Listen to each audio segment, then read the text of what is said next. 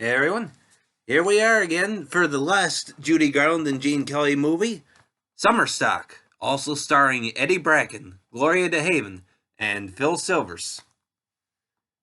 Now when her two hired hands quit on her, Jane Falberry, that's played by Judy Garland, goes to town to see her future father-in-law about a new tractor to help her with the harvest. Upon returning, she finds a theatrical group setting up in her barn.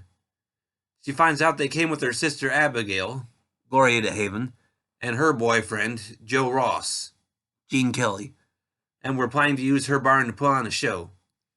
While furious at first, Jane agrees to let them do the show, as long as they help out on the farm.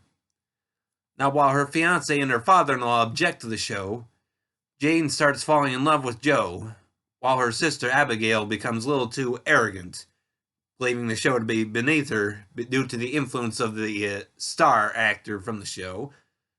And so Abigail leaves, forcing Jane to take her place. Now again, what I think of this movie, it's one I very much enjoy. Most of what I hear on the background information is all of Judy's issues behind the scenes, which end up resulting in this being her last film for MGM, her own home studio since she got into the movies.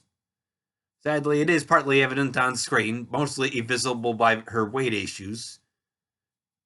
And the last song in the movie, Get Happy, makes it extremely obvious since it was filmed much later, after she'd gotten her weight issues a little more under control. But in spite of all that, though, I still think that she and everybody else give wonderful performances that make this movie worth viewing. It is definitely reminiscent of the let's put on a show type of movies that Judy had done with Mickey Rooney about a decade earlier.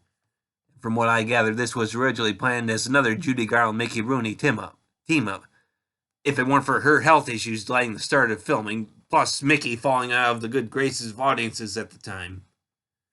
But part of what this movie is known for is Gene's solo dance to You Wonderful You, in which he famously built a dance around a squeaky floorboard and a newspaper on the floor. Of course, we also get him and Judy dancing together, with her looking at her best during the Portland Fancy at the square dance held at the barn. Now, there are many other wonderful moments in this movie, but these are just some of the best worth mentioning. So I do recommend this one if you get a chance to see it. Now, originally, I did this review on October 31st, 2018, when the movie was mainly available on DVD from Warner Archive Collection. Since then, on April 30th, 2019, Summer Stock was released on Blu-ray by Warner Archive.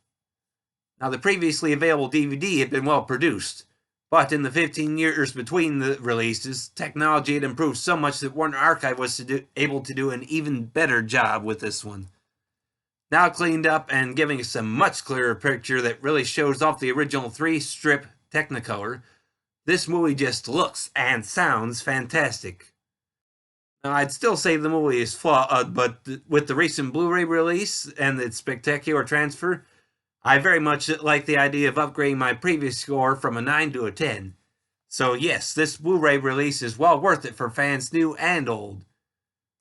The movie itself is about 1 hour and 49 minutes in length. So forget your troubles, everyone. Come on, get happy. Well, that's all I have to say, so thanks for listening, everybody, and I hope you'll keep coming back for more.